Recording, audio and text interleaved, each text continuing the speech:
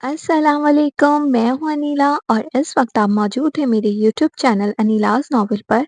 کیسے ہیں آپ سب؟ امید کرتی ہوں خیریت سے ہوں گے، اپنا بہت زیادہ خیال رکھ رہے ہوں گے۔ تو جناب آج میں حاضر ہوں ناگولی کی قسط نمبر 14 کے ساتھ، تو جلدی جلدی میرے چینل کو سبسکرائب کر دیں، بیل آئیکن کے بٹن کو لازمی پریس کریں تاکہ میری ہر آنے والی ویڈیو آپ کو پر وقت مل سکے۔ میری ناول آپ لوگوں کو کیسی لگتی ہے؟ اپنی رائے کا اظہار کامنٹ سیکشن میں ضرور دیا کریں، مجھے بتایا کریں۔ مجھے آپ لوگوں کے پیارے پیارے کامنٹ کا بے صبری سے انتظار رہتا ہے۔ آپ لوگوں کے کامنٹ مجھے موٹیویٹ کرتے ہیں۔ مجھے آپ لوگوں کے سپورٹ کی بہت زیادہ ضرورت ہے۔ گلا تھوڑا سا خراب ہے، اس کے لیے معذرت۔ زیادہ ٹائم ضائع کیے بغیر چلتے ہیں ناول کی طرف۔ وجے سنگھ کی حویلی کے آنگن میں چکمکاتی روشنیوں کا سیلاب بکھرا ہوا تھا۔ دیواروں پر لٹکے فضا میں رنگ برنگے پھول، فضا میں چاندنی کی نرمی اور ہر سو خوشی کا جشن۔ گاؤں کی چنندہ لڑکیاں حویلی کے لون کے ایک کنارے کھڑی تھیں، جہاں ان سب کی نظریں صرف ایک ہی شخصیت پر مرکوز تھیں، راجکمار آہل زرک پر۔ وہ سیاہ رنگ کی نفیس شلوار قمیض میں ملبوس تھا، کندھے پر خوش رنگ شال رکھے، چمکتے جوتے، سنجیدہ مگر باوقار چہرہ، ہلکی بڑھی ہوئی داڑھی اور ماتھے کی مضبوط شکنیں، گویا شاہی خاندان وقار کا جیتا جاگتا مجسمہ ہو۔ بھگوان جی نے کچھ چہرے تو شاید فرصت میں تراشے ہوتے ہیں، یہ تو راجکماریوں کے خوابوں کا شہزادہ لگتا ہے۔ نمرتا نے آنکھوں میں خواب بن کر آہ بھری۔ دیکھو نا، ان کے چال میں کیسی ضبط کی گمبھیرتا ہے، اور وہ شال کا انداز تو دیکھو، جیسے پورے راجپوتانہ کا غرور ان کے شانے پہ سجا ہو۔ گیتالی نے ہولے سے کہا۔ کاش وہ پلٹ کر ایک نظر ہماری طرف دیکھ لے۔ میرا تو دل دھڑکنا بھول گیا ہے، رچیتا نے حسرت سے مسکرا کر سرگوشی کی۔ اگر ایسا شہزادہ میرے سپنوں میں آ جائے، میں تو نیند سے کبھی نہ جاگوں، ریکھا نے ذرا شوخی سے کہا۔ اتنے میں آہل زرک ایک سمت کو دیکھ کر ہولے سے مسکرایا۔ اس کی آنکھوں کی چمک نے گویا سب کے دلوں پر بجلیاں گرا دی۔ لڑکیوں کے دل دھک دھک کرنے لگے۔ سب نے بیک وقت اپنی اپنی ساڑیوں کے پلو سنوارے، مگر دل میں یہ جانتے تھے، راجکمار آہل زرک دل کے معاملے میں کسی کے لیے آسان نہ تھا۔ وہ تو ان میں سے کسی کی جانب نگاہ التفات تک نہ ڈالتا تھا۔ وہ محض صورت کا حسین نہیں تھا، بلکہ پورے راجپوتانے کی آن بان اور شان کا جیتا جاگتا استعارہ تھا۔ اس کی شخصیت میں ایسا جلال تھا کہ خوبصورتی خود اس کے وقار کے سامنے سرنگوں ہو جاتی تھی۔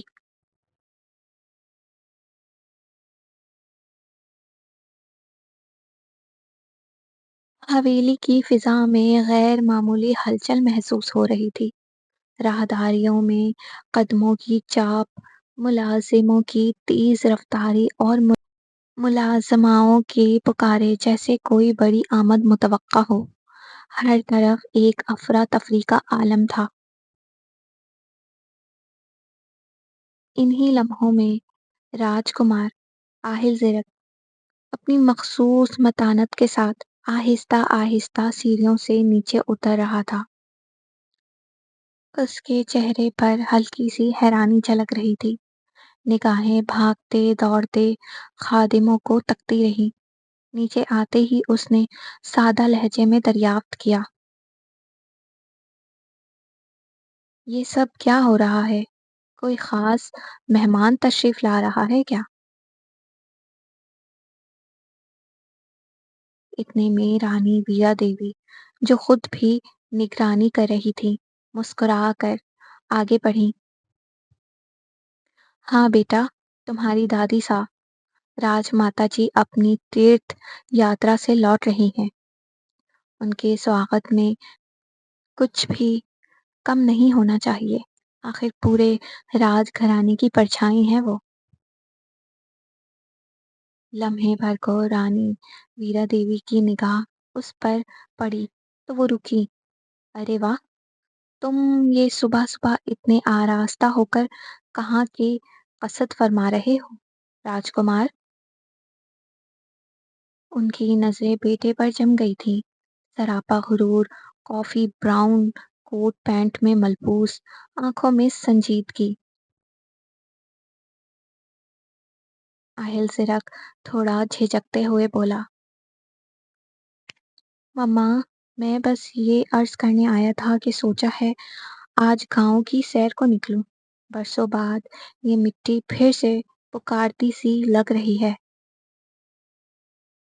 ठीक है, तो सुकन्या के साथ चले जाओ। वो तब से तुम्हारे इंतजार में है। तैयार होकर बैठ भी गई है। वीरा देवी ने मुस्कुराकर इस्बात में सर हिलाया।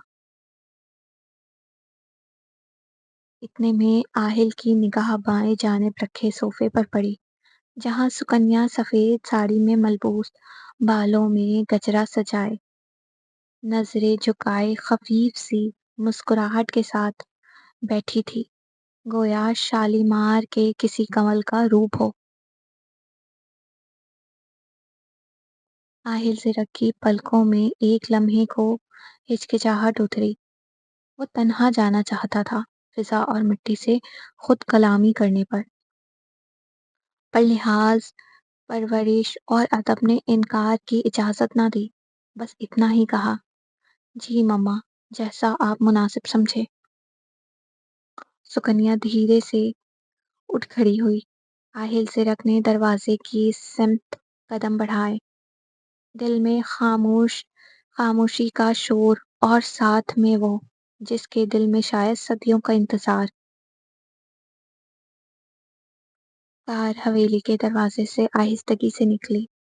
राजकुमार आहिल जिरक के हाथों में स्टेयरिंग, गोया उसके वक़ार की मानंद थामा गया हो। वो खामोशी से सड़क पर कार बढ़ा रहा था और बराबर में बैठी सुकन्या ने अपनी नर्म नजरों से बाहर का नजारा करते हुए एक दबे दबे लहजे में गुफ्तगू का आगाज किया। राजकुमार जी, कितने वर्ष बीत गए आपको गए हुए। अब जब लौटे हैं तो गांव को बदलते चेहरे को कैसा पाया? सुकन्या हल्की सी मुस्कुराहट के साथ खोया हुई। बदले हैं चेहरे पर मट्टी की खुशबू वही है। सच पूछूं तो कुछ चीजें वक्त से परे होती हैं। साकित जैसी छोड़ के गया था वैसी ही मिली। आहिल जिरक ने मुख्तसर नजर उसकी जानिब डाली, फिर नजर सड़क पर जमा दी। पर लोग तो कहते हैं लंदन जैसे शहरों की चमक में देश की मिट्टी धुंधला जाती है।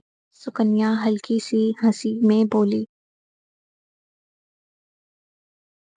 चमक जितनी भी हो, दिल को ठंडक वही मिट्टी देती है जिसमें हमारे पुरखों की महक शामिल हो। आहिल सिरक की पलकें लरसी, आवाज में गहराई आ गई। गाड़ी रक्षावान जंगल के किनारे की तरफ बढ़ रही थी। बाहर दरख्तों की सरसराहट जैसे उस रस्मी गुफ्तगू में छुपी संजीदगी की तायद कर रही हो।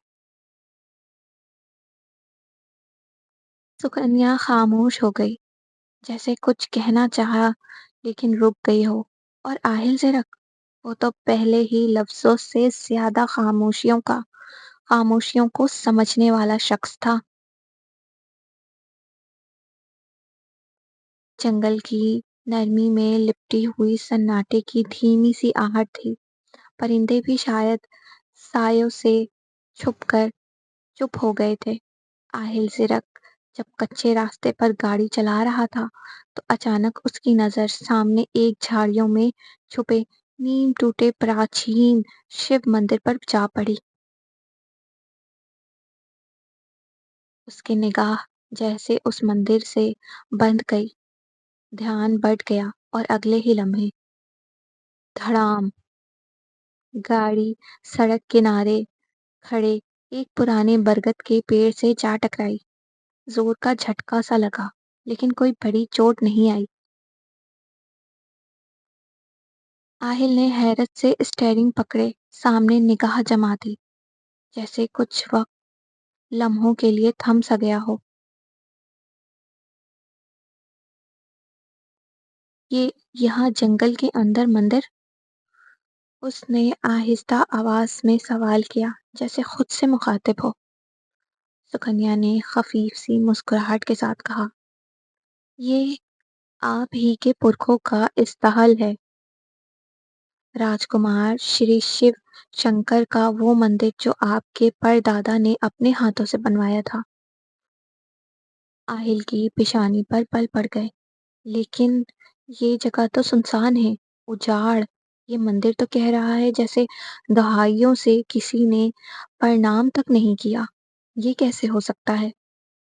سکنیا نے نظر جھکاتے ہوئے ہولے سے کہا، کہا جاتا ہے کہ برسوں پہلے راج محل میں ایک درگھٹنا ہوئی تھی، تب سے اس مندر کی دیواروں پر خاموشی چھا گئی۔ کیسی درگھٹنا؟ آہل زرک نے بے یقینی سے پوچھا۔ مجھے تو اس بارے میں کوئی علم نہیں ہے راجکمار، لیکن ہاں، دادی ساس ضرور جانتی ہوں گی، سکنیا نے کہا۔ آہل زرک نے گہری سانس لیتے ہوئے نظریں مندر پر مرکوز رکھی، جیسے اس خاموشی میں کوئی صدا چھپی ہو، کوئی انکہی صدا جو صدیوں سے اسے ہی پکار رہی ہو۔ پھر اس نے سکنیا کی طرف دیکھا، نگاہوں میں کسی انجانے احساس کی پرچھائیاں لرز رہی تھیں۔ کیا تم نے کبھی محسوس کیا ہے سکنیا، جیسے کچھ یادیں ہمارے جنم سے پہلے بھی ہمارے ساتھ جڑی ہوں، جیسے کسی نے ہمیں بھولا نہیں، بس انتظار کیا ہو؟ سکنیا چپ رہی۔ آہل زرک کی باتیں جیسے اس کے سر کے اوپر سے گزر گئی ہوں۔ ہوا کی ایک ہلکی لہر مندر کے ٹوٹے شکھر سے گزر کر جیسے کوئی پرانا راگ چھیڑ گئی ہو۔ آہل زرک کے دل میں کچھ ہلچل سی ہونے لگی، کچھ انجانی سی کشش، جیسے ماضی اسے اپنی طرف کھینچ رہا ہو۔ آج کے ایپیسوڈ کا اختتام ہوا، تو آپ لوگوں کو ایپیسوڈ کیسی لگی اپنی رائے کا اظہار کامنٹ سیکشن میں ضرور دیجیے گا، مجھے بتائیے گا۔ مجھے آپ لوگوں کے پیارے پیارے کامنٹ کا انتظار رہتا ہے۔ میری ویڈیو کے لنکس، چینل کے لنکس کو اپنے دوستوں اور پیاروں میں شیئر کریں، میرے سبسکرائبرز بڑھائیں، میری ویوز کو بڑھائیں، مجھے سپورٹ کریں۔ مجھے آپ لوگوں کے سپورٹ کی بہت زیادہ ضرورت ہے۔ میں آپ لوگوں کے لیے ہی اتنی محنت کر رہی ہوں۔ ناول کیسی جا رہی ہے یہ بھی لازمی بتائیے گا، ٹھیک ہے؟ تو ملتے ہیں نئے ایپیسوڈ کے ساتھ۔ اپنا بہت زیادہ خیال رکھیے گا۔ اللہ حافظ۔